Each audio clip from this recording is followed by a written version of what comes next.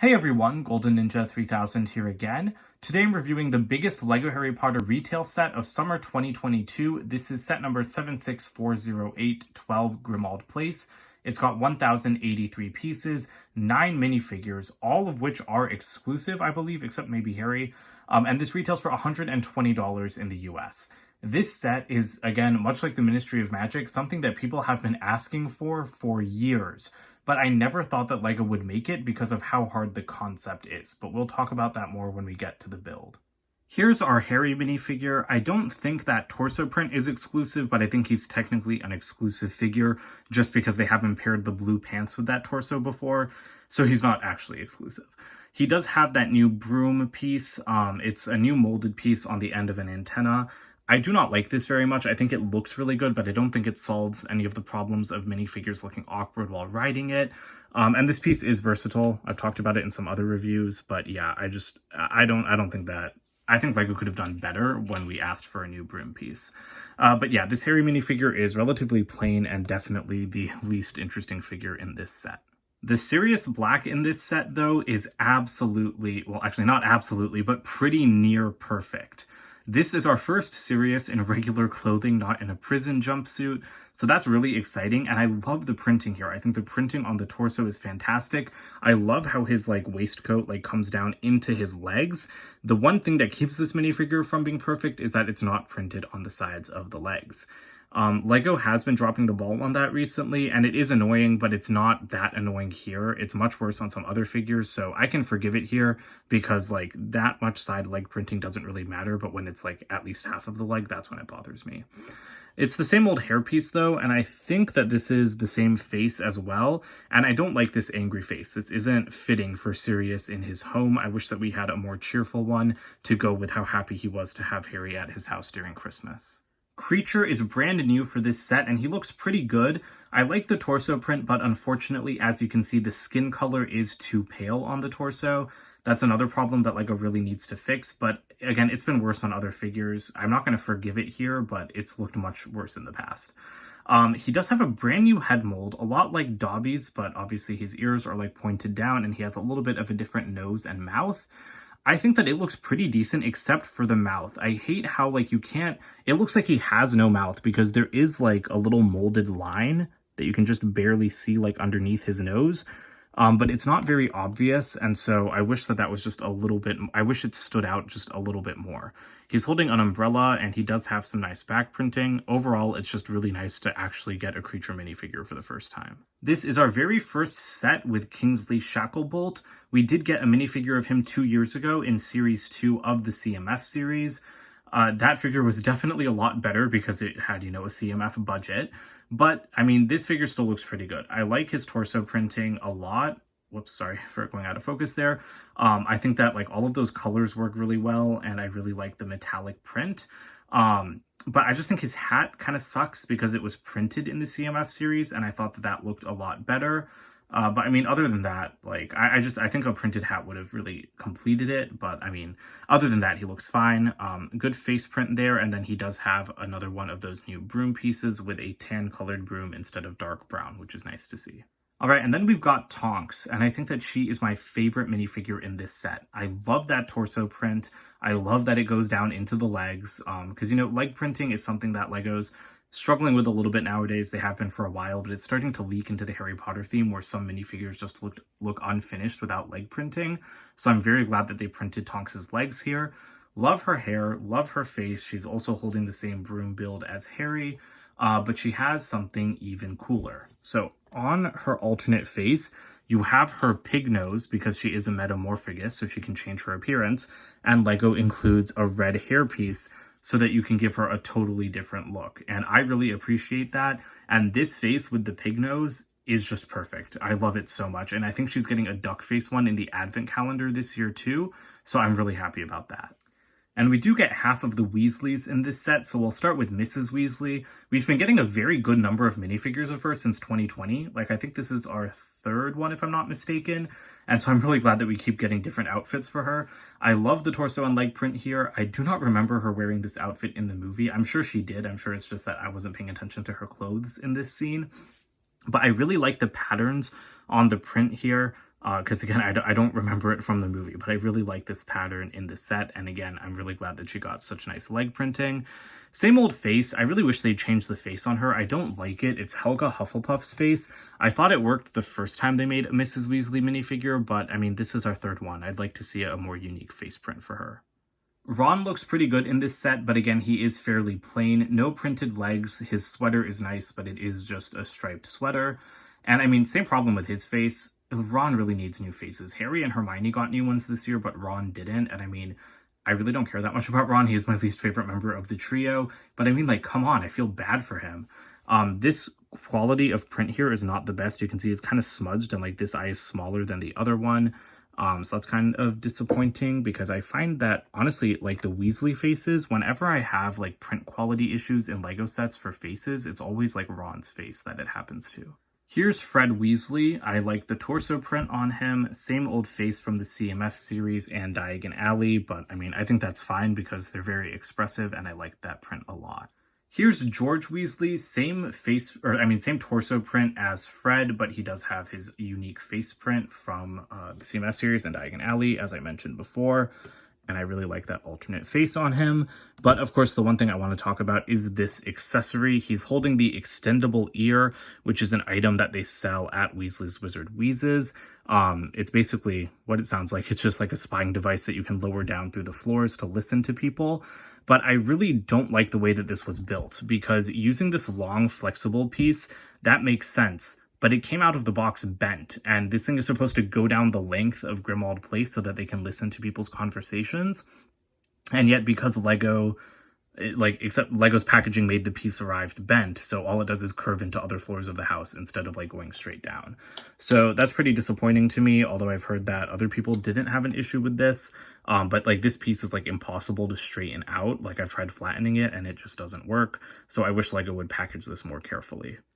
There are no side builds in this set. The designer put all of the budget into 12 Grimmauld Place itself, which I'm very happy about, because I think that this is just like an incredible set. It is one of my favorites from the Harry Potter reboot for sure, maybe like ever. And that's just because I didn't think they'd be able to capture this house in Lego given what it does in the movie.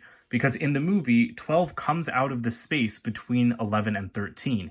And the set can do that. So I'll just show you guys that feature immediately, because that's number 11, that's number 13. All you need to do here is pull these apart, and you have to do it carefully because there's not a huge base, and 12 just slides forward.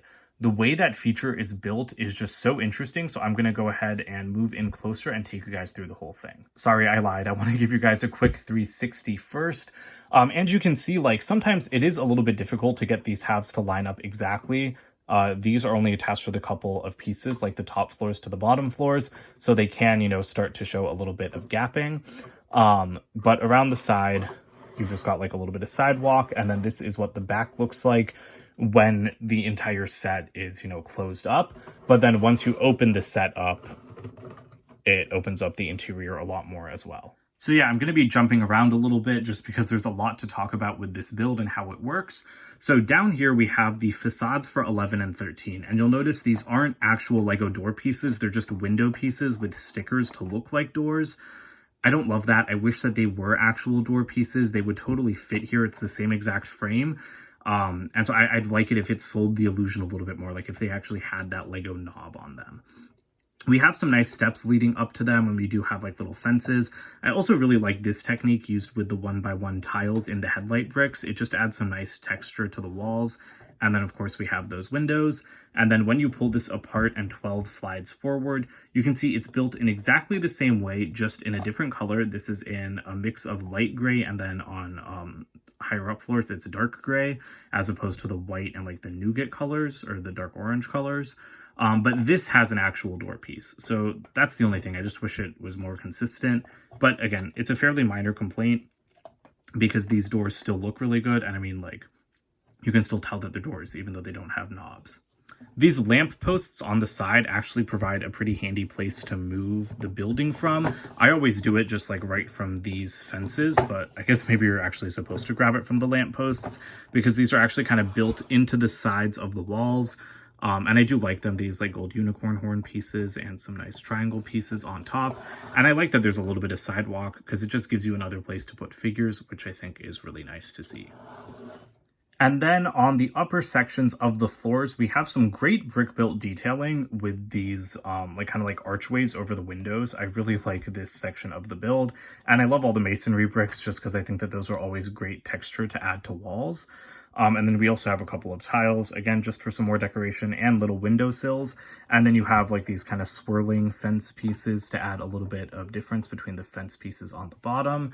And again, that is all the same for the other section. The only difference here, you do have a little bit of sand green poking through at points, which I like because it provides, you know, like a little bit of moss, makes it feel older and a little bit more dilapidated. You also have like cracks up here. I don't know if those are supposed to be like actual cracks in the brick or, you know, like intentional designs.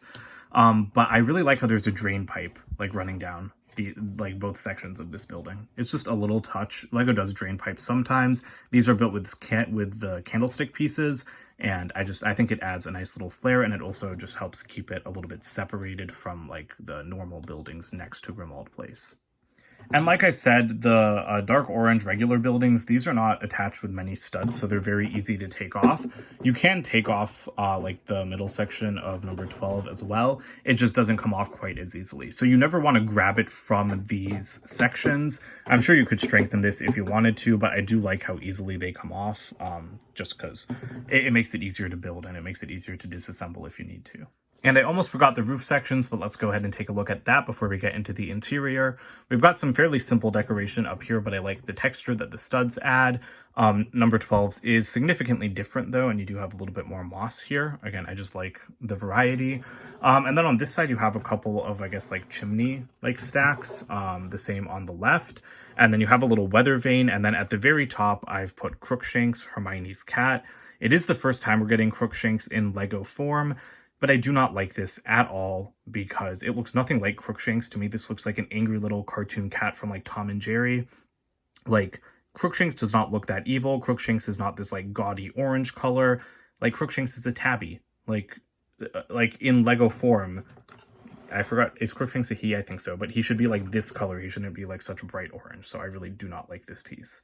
But anyway, that does it for the pretty simple roof on Grimmauld Place. Now we can actually get into the full interior and take a close look at all of the Easter eggs in here.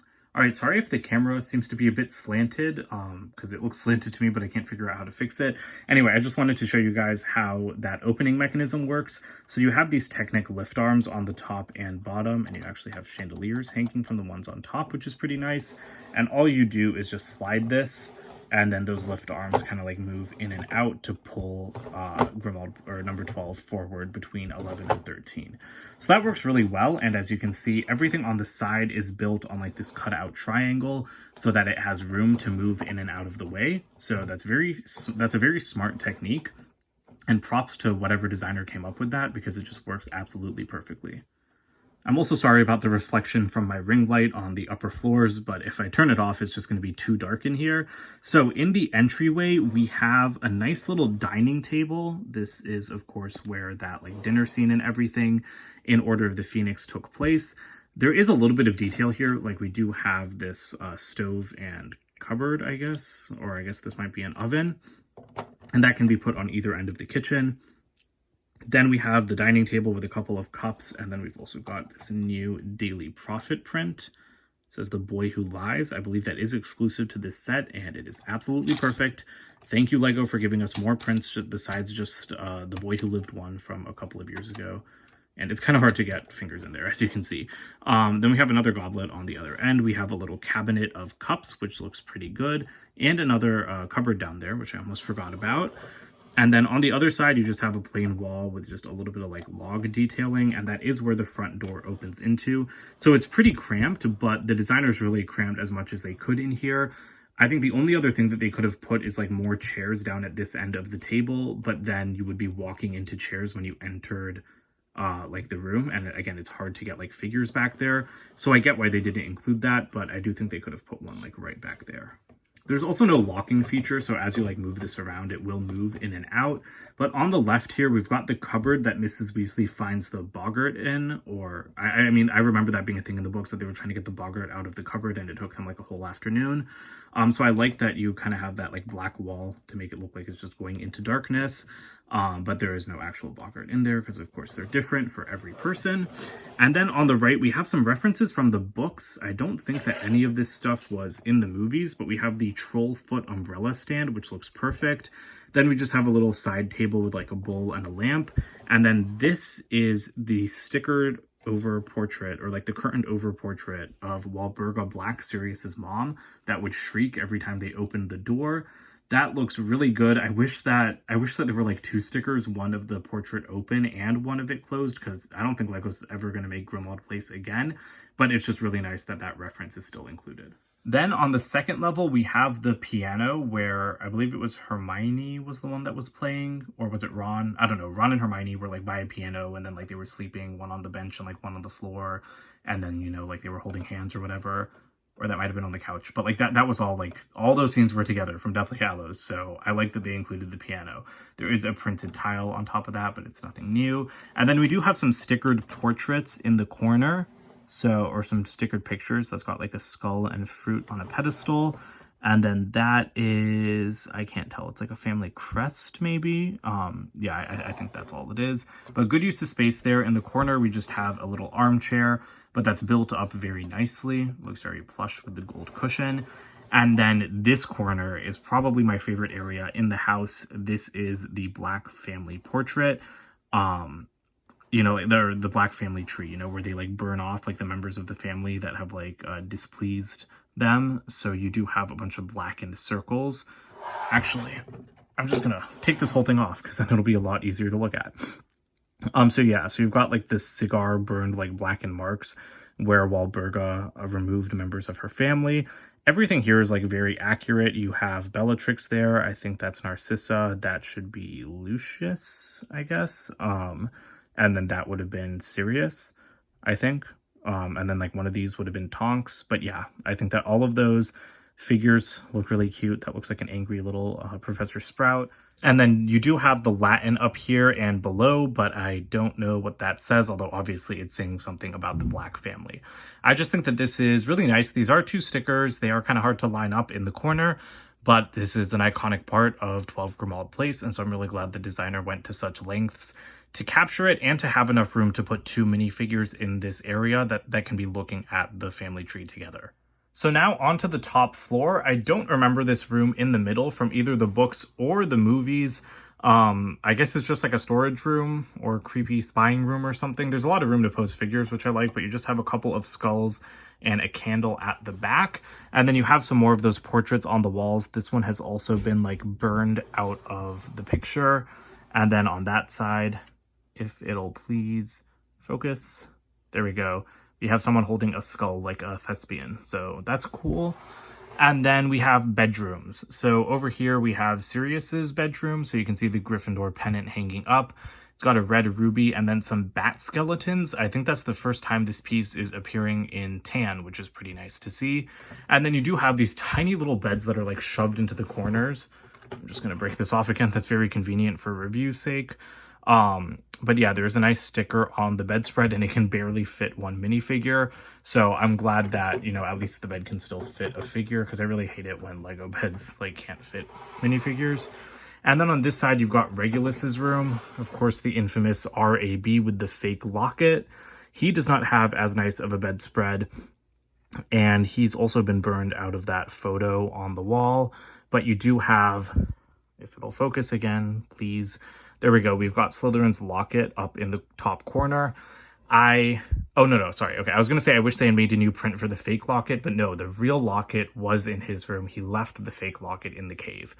So that makes sense. I'm glad they included that. And then there's just a little mug up on the wall in the corner. And sorry, I don't know why the camera refuses to focus today.